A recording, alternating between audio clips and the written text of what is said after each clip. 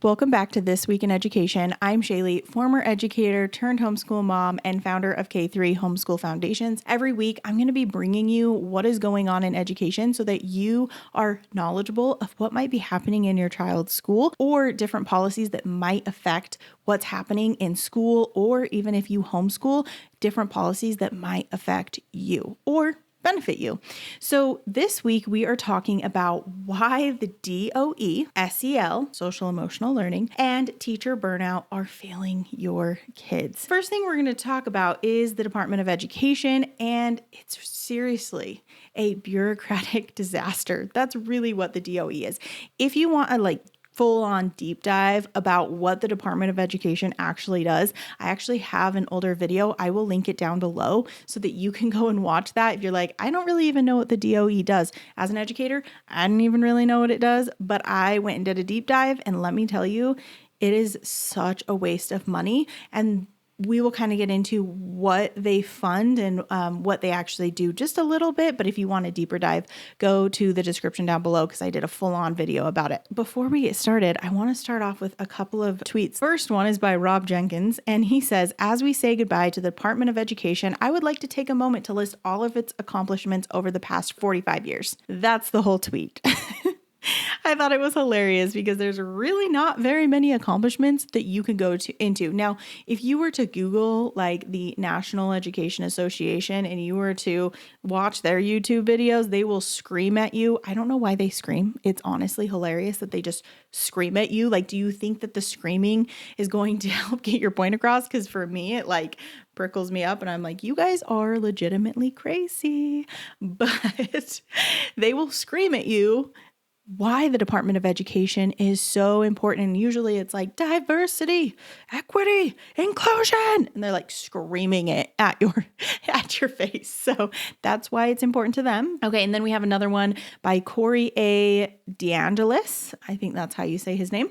And it says inflation adjusted public school spending per student in the US. So he goes through all of the years. So I'm just going to give you the 70s and 2021. So in 1970, $7,576, and in 2021, $19,999. That is a 164% real increase since 1970. So Becky Pringle, she is the National Education Association president that makes friggin' $400-something thousand a year, 300-something thousand. I don't even know why the heck she's paying herself that much, but anyways. She's also the one that will scream at you in those videos. She says, let's fund public education like the future of our country depends on it, because it does. Becky, $19,999. So much money per pupil to educate them. And we're going to go into our reading scores and what are we doing, guys? Okay, so the next one. I didn't vote to dismantle education. I voted to rescue it. The Department of Education has presided over a collapse. Only 31% of fourth graders can read proficiently. ACT scores just hit a 30-year low, and over half of college freshmen need remedial classes. That's not a system, it's a disaster.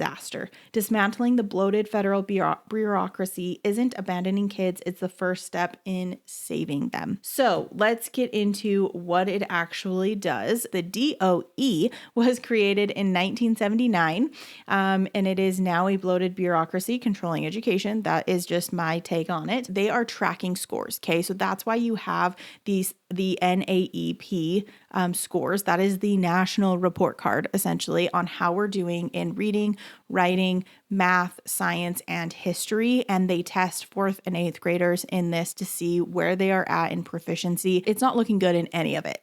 History is terrible, science is terrible, reading is terrible, math is terrible. It is all terrible. We're talking we are educating. I think I saw the other day, history was at 15%. And if you wanted to go down rabbit holes, you could be I don't even think they're teaching correct history. That's up to your own prerogative on what you think on that, but it's bad. So it was created in 1979, and they were looking at they wanted to have documentation of scores. So that's where the NAEP came from. They also fund college stuff. So you can get grants and things for college, which I also kind of think that college is a scam. I think in today's day and age, there are very little professions that you actually need a college degree in. And it is an arm and a leg. And when we have these grants, the colleges can just say, you know what, we're going to charge $20,000 for a semester or whatever the heck it is. Now it's some crazy number because they're right next to the money printer. Why not? Just print some more money and give it to me. Let's work together here. We'll be super wealthy. And, the people that want to or need to go to college, that sucks to suck. We'll provide you with a loan that's super expensive with interest and you probably will never pay it off. But hey, got that college degree, right? Anyway, so it funds that. It also funds Title I schools. So if you have over 50% of your students that are low income, then you can get federal funding for that. For things like technology, aids, and food and clothing and all kinds of different things, which I do think that if we do have lower income students, we should try to help them. But that is a part of the funding. And so there are a couple of things. I think they fund a little bit in special education stuff as well. However, when we're looking at this, Trump doesn't necessarily want to say I'm 100% taking away all of the funding for certain things like grants and Title I school stuff and special education programs and all of that. He's not looking to say, okay, we're going to take all of that away. He just wants to put it into different departments. So he wants to get rid of the Department of Education, paying for all of these bureaucrats that are working within this to, I guess, disperse funds. And he's saying, we don't really need this. Like, this is ridiculous. Like, let's just close that down. Let's disperse it to other programs or other places within the government, and then they can deal with the funding. So he's not really trying to take away the special education classes that are out there in the schools for those that think that that's what's happening. That's not what he wants. But people like to talk about the NEEP scores. And as of 2022, 30% of fourth graders cannot read at grade level. And like that girl said, the ACT scores are at a 30-year low. So I want everyone to recognize, people always think that it was the pandemic that made reading scores really bad. Yeah, they dipped a little bit. They have been terrible since 1979. And it has a lot to do with the strategies that we are using within our schools to teach kids to read. If you don't know what the science of reading is, I highly suggest that you go to my website, k3homeschoolfoundations.com, and take a look at the parent courses that I have. You could take this as an educator, you could take it as a parent, and I really dive into what is the science of reading and what is structured literacy and how should we actually be teaching this alphabetic code, because we have been messing it up royally. And I graduated college like 6 or 7 years ago, and I wasn't even taught the science of reading. I was actually got the chance to learn about this information because my state board of education, which I think the state boards of education are actually important.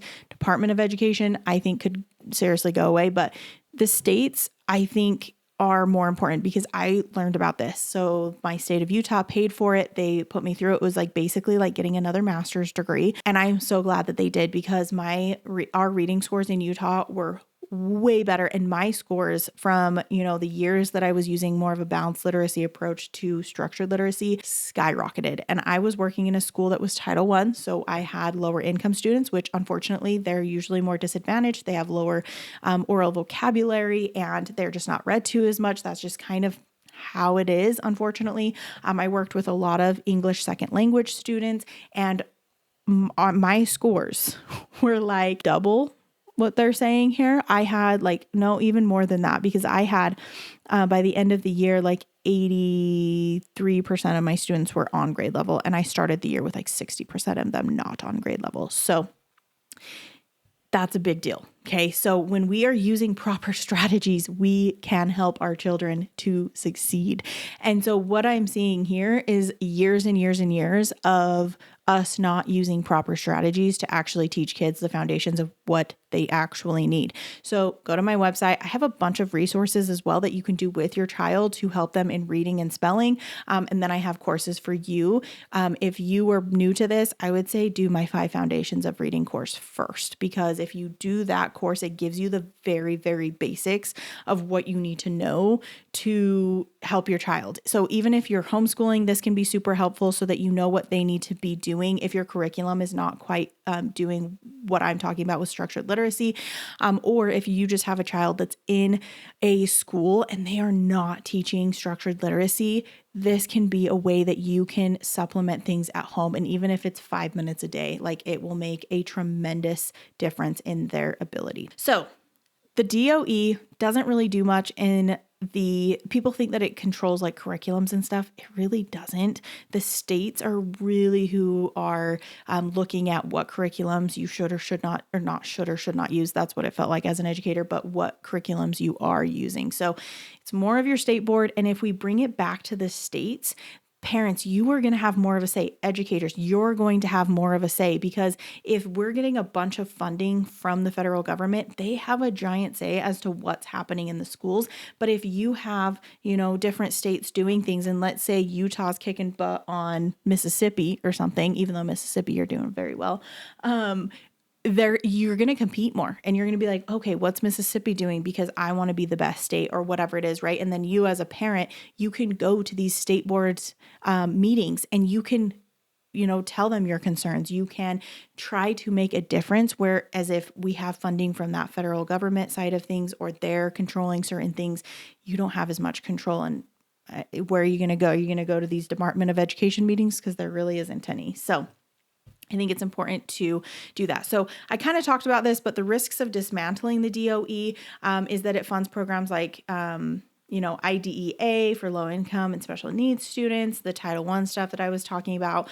And then on X, this is kind of what people are saying on X, is that dismantling could widen the inequality and gut federal support. Now, I really don't think so. I think that if we can decentralize education as much as we can, and we can actually have more say within the community, because, for example, you have the Department of Education, you have the State Board of Education, you have a board that you have at your district, and then at your school, you have a community board. Okay. So there are so many boards, and the people that know what the kids need are the people actually in that community. So if you have just the community board and the state, right? The state knows demographics as well. But if the community, your school, has the most say, that's going to be the most beneficial, because you know what your students need. You know what your kids need. Anyways, states could innovate. They could prioritize local needs over federal mandates, kind of what I just explained. So I think it's a good thing.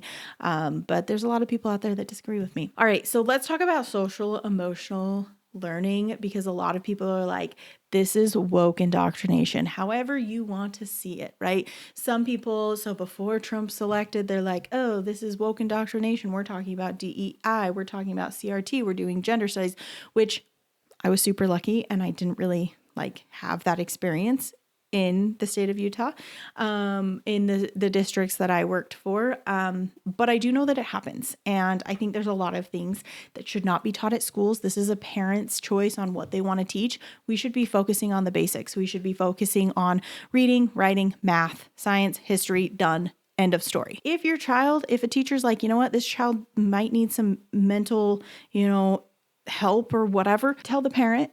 Have the parent deal with it. The parent can figure that out. I'm sorry, but I don't think that the school should be doing that. You can see red flags in kids without having a weird program that tracks them, has them fill out, and we're wasting so much time on this. Are you serious? Another one says, I hope one of the first things to be cut when the new administration comes in is SEL. Schools are not mental institutions, and I truly, truly believe this as well. So she posted a little document here, and it says, Dear parent or guardian, as part of our effort to support the whole child, JCPS will be implementing a universal social and emotional screening for students in grades 6 through 12. We will be utilizing the BESS, or Behavior and Emotional Screening System. Universal social and emotional screening can provide a fair and impartial way of looking at how students are progressing in their social and emotional development. Screenings can also help identify areas where school personnel can improve or adjust our support. Please understand that screening is not an assessment or an evaluation. Students will be given the opportunity to complete a self-screener that will take approximately 10 to 15 minutes. I knew it was going to be 15 minutes. I just knew it. Information from the survey will be used to help our staff identify supports that may benefit our students. Participation in the screener is completely voluntary. Parents may review the screener upon request. If you do not want your child to participate, please complete and return the bottom portion of this form to your child's school, or complete this Google form here by November 12th. So I do think it's good that they're at least giving a choice in the matter, but I still think it's just really weird. The schools need to stop with the social emotional learning. 80% of U.S. schools use SEL for empathy and equity. that is from Ed Week, 80% of them. I think that we are so overdoing it on how do you feel? But like, okay, feelings can be valid, but then also you don't need to make it a steering wheel. Okay. It doesn't have to guide everything in your life. Sometimes you're just going to feel really super angry, super mad, super upset. You're going to be like, screw this. I don't want to do it anymore. That must mean that I shouldn't do it anymore because I'm upset. Okay. And you kind of have to step back and you have to be like, okay, that was a little irrational. Actually, I'm fine. We're going to continue on, right? I think giving your child a way to navigate those emotions and then moving on from it is the best thing to do, but I don't think schools need to do that. Again, teachers have so much on their plate and they have limited time to ensure that your child can read, write, do math, can, and really just to give them experiences where they have to think. Like, let's stop with the feeling, my goodness. And I will be honest, like I taught social emotional stuff because I had to. It was a part of our curriculum that we had to put into, or not a curriculum, but our day. And we had a curriculum that we had to teach. And I'm not going to lie, it's not that important. I taught first grade. It was not as helpful as if you've ever seen those books, it's called like the Spot book or something like that. And she goes over like emotions and what they are, and then like different ways that we can manage those emotions. Those books are way more beneficial than any curriculum that you're going to get. Like they are so terrible. They really are. They are the worst. And I hated having to teach them. I hated it. So anyways, parents on X are calling for an SEL or calling SEL a backdoor for gender theory and anti-capitalism, which, like I said, in a first grade classroom, I didn't really see any of that. But again, I taught I'm in Utah, so it's a little more conservative in that way. And I taught, I didn't teach in the heart of Salt Lake City. So I don't know what's happening in Salt Lake City. If you are a teacher and you're like, no, 100%, this is happening even in the little grades, like kindergarten, first, second, third, whatever, let me know. Comment down below. Let me know what's going on in the schools, because where I'm at, it's not really happening. I saw a little bit of weird stuff, but it wasn't like full blown. So the truth about SEL's impact, their proponents, SEL help kids manage emotions and reduces bullying. I don't know if that's a super factual statement. It could be if we have studies on that. The critics are saying that it eats up class time, forces teachers to prioritize feelings over academics. And I do think, like I said, how to manage these emotions, super important. I think that if we just read the book, the Spot, whatever it's called, the Spot books, I think it's good to go, to be honest. On X, parents are demanding transparency and they want SEL curricula scrapped. They don't even want it. If parents overall, like if you were to do a survey with your parents and you were like, hey, do you want to do SEL in the schools? And they were like, no, thanks. Or you had a very, very small percentage of people. Okay, you have school counselors. Whatever parents want their kid to talk to a counselor, they can teach them this social emotional learning. That's the other thing in my school. We had to teach an SEL curriculum, and we had once a month, the counselor came in and taught a social emotional learning lesson. Like, how much social emotional learning do we need to do? My goodness. Like, it's crazy. So anyways, the risk, it diverts focus from core skills, leaving kids unprepared. And I do think that emotional maturity is important, but I don't think the schools need to do it. Let's talk teacher shortages, the system's betrayal, which honestly, as an educator, I can totally feel all of this because I quit my teaching job because I couldn't do it anymore. But on X, Brad Johnson says, a big problem, teacher shortages is that we have larger class sizes, which places a larger burden on teachers who are there. It would be like a doctor who sees 20 patients a day, now serving 40 or 60, and for the price of 20. It greatly reduces time and attention each one gets to. 100%. Class sizes are ridiculous. Okay, if you have 25-year-olds in a room, they are at differing levels, they have different traumas, they have different backgrounds, just all kinds of different things, right? That are from human to human, family to family. Even if you had families that were similar, there's going to be differences. Okay. You have kids with disabilities and so many other things. It is almost near impossible, even if you're using the very best strategies to get 100% of your students where they need to be. If you are doing small groups, you're only going to do your kids getting 30 minutes, maybe 45 minutes a day of what they actually need. That's it. Other than that, They're getting the what you need to learn in that grade. That's it. So it is super important that we think about that. And then he's kind of saying like, hey, we should pay them more. If we're going to expect them to do double the patients, then we should probably, or double the students, then we should pay them more. Okay. So then Fixing Education says, if you think teachers have it easy, you're in luck. America is currently short more than 320,000 teachers.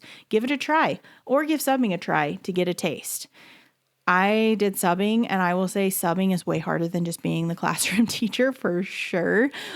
But yeah, I do think that, people kind of give teachers crap a little bit, thinking like, oh, it's so fun. Like I even had, when I was subbing, not subbing, when I was teaching first grade, I would have kindergarten teachers tell me that like parents would say like, oh, they just go and they like, you're like playing, but yeah, you're learning, but like also you're playing.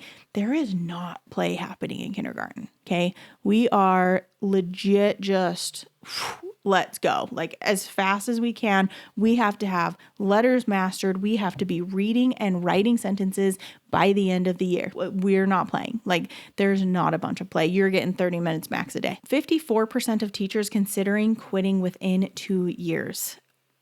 I quit after 4. I was done. I was like, I can't do this anymore. So that's pretty sad, honestly, that it used to be 5 years and now it's 2 years. Average starting salary is $40,000, below many entry-level jobs. Even if you have a master's degree, you're not going to make $100 and something thousand a year until you're like 30 years in. So good luck. Even if you have like a PhD, like even if you went all the way to the top PhD, you are not going to make that much money. Now, I do know there are some states that are like starting to try to pay their teachers more. But yeah, it's not there. And like most places, like if you have a master's degree or a PhD, like you're making decent money. But we have, superintendents making like $300,000 a year, $200,000 a year. All the principals and assistant principals, they're making, over $100,000 a year. But us teachers, the ones that are really the most important piece, let's be honest, aren't making that much money. It's like really weird. It should be a bottom up, but it's not. Burnout from mandates, student behaviors, class sizes, and lack of support. 100. You have so many mandates on what you have to teach, when you have to teach it, and like how to teach it in your curriculum. Like you barely have a say in what you do with curriculum. You have behaviors that are off the wall. You have kids destroying classrooms. You have kids like literally harming teachers. You have kids harming other kids. You have like so many things. The behaviors are out of control. And I asked teachers that were more veteran than I, obviously. And I was like, okay, is this how it always was? Because this is crazy. The behaviors are insane. And they were like, no. 100% no. A lot of them were saying that there was like a weird shift in like 2010. That was like the big shift. And I really wonder if it has something to do with technology, to be honest with you. I think there is something there. I don't know the correlation. I think it's the food we're eating as well. How many toxins that we're being exposed to. Class sizes. Again, Utah actually has one of the highest class sizes in the United States, which I think is kind of funny, and people might be like, because you guys have too many kids. I don't know, but I think it's actually kind of funny. Like we have the highest class sizes. It's crazy. Okay. And then lack of support. If you have a troubled kid in your class, you have student behaviors, you have special education kids in there, you have so much on your plate. And if you are really good at having a million things on your plate, you'll get one more thing on your plate. That's just the truth of it. So I think that is a big problem. So here is why teachers are leaving. Teachers are forced into SEL, DEI training, endless paperwork, and that is 100% true. I had to go through so many SEL trainings, DEI trainings, the weirdest one. Oh my gosh. I was like, this is so weird. So they showed me pictures, kid you not, a person that was I don't know, they were like Mexican or something. Okay. And they're in like a wife beater. They've got like this weird bandana on, that their pants are sagged. They're like leaning up against like a wall with all this graffiti and everything.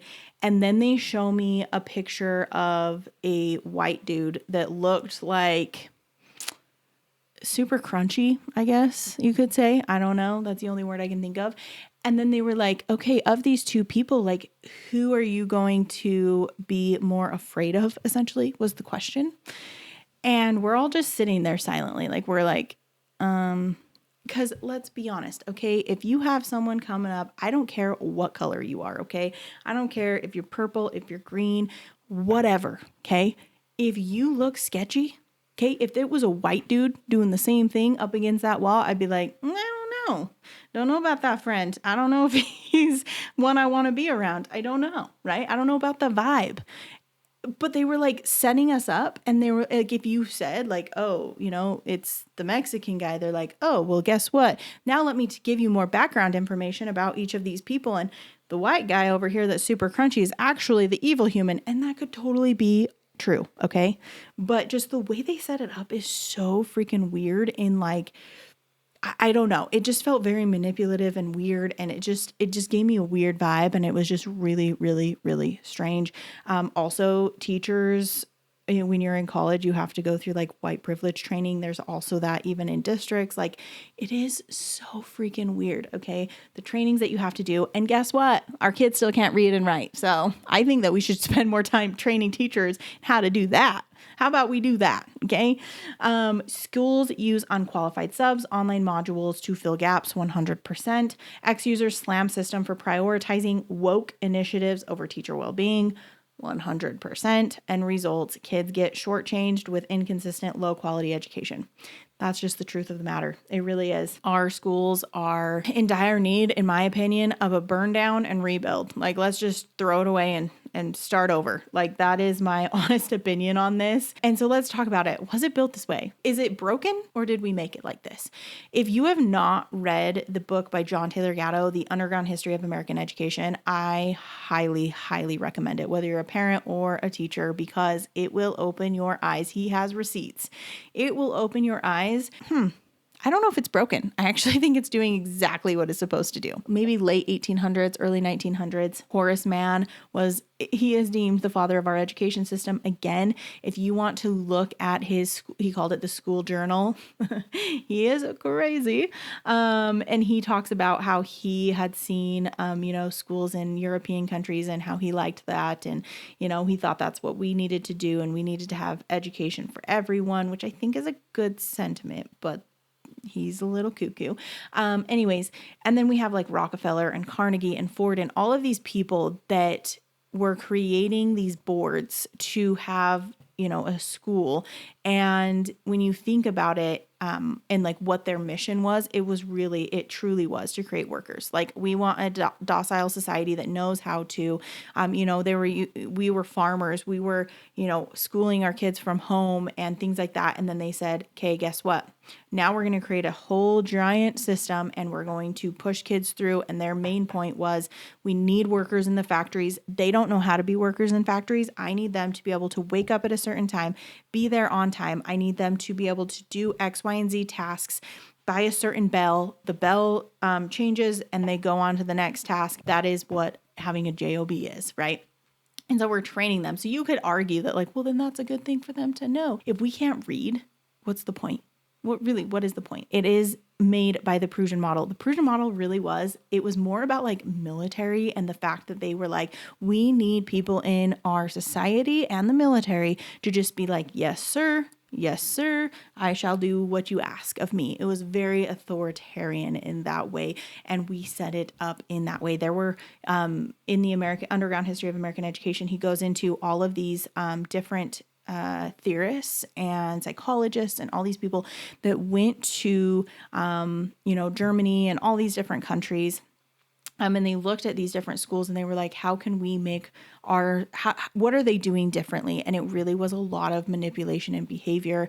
And that is what they wanted. And you can believe me or not believe me, go read that book. He has receipts. He has like 100 pages of just resources. And Rockefeller was definitely, and Horace Mann, they were not scared to tell you what their main mission was. Like, they straight up just say it. But knowledge is power. And if you know what's happening in the schools and you know what needs to shift and change, you can do that. You can take action. You can go to your school board. You can demand state control. You can demand, teachers. You can demand real support, right? And parents too, like, fight for your teachers, because as teachers, you're just kind of, a squeaky wheel, and you don't ever get the oil, even if you're squeaky, I promise. So I think it's important that if we understand the system, we can make it better. If we understand the system, we can innovate. If we understand the problems, we can do better for our children. And that is like the main point that I want to get to on this, is just that, yes, we have all of this bureaucracy and red tape and all of that, but the more people that realize what's happening and try to do something about it is going to be the most beneficial. But that's just kind of what I think on all of this. Obviously, I brought you some facts and stats as well, but let me know what you think down below as well. Or if you're an educator or a parent and you have seen this, I want to know about it. But if you have not subscribed to my channel, please do so. Most of the people that watch my videos are not subscribers. So if you can do that, it gets my videos out to other people so that we can, again, make sure that we are knowledgeable about what is happening in our policies, in our systems, so that we can make them better. And as always, have a great day, and we will see you next time.